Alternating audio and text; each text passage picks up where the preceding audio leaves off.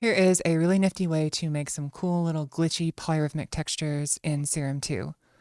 What you do is you take a spectral oscillator and you load in any old drum beat that you like, and then you want to automate the scan knob in such a way that the beat starts out really fast and then slows down over time. So I'm just using an envelope to do that.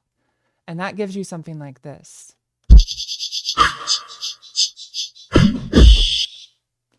But we can go a few steps further by next adding a sample oscillator with a different drum loop loaded.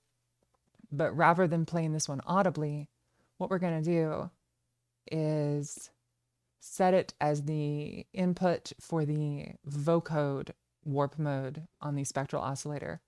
So by having these two interact,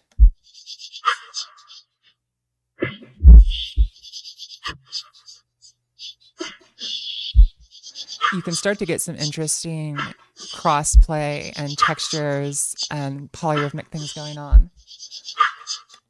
As a final little tweak, what I like to do is add a ton of compression because this technique tends to give you a lot of really wild swings and dynamics.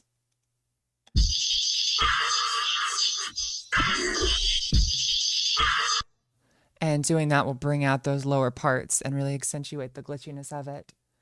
And then it can be helpful to hear this technique against a more straightforward rhythm so that you can really hear how they interplay against each other. So I have this basic drum loop here.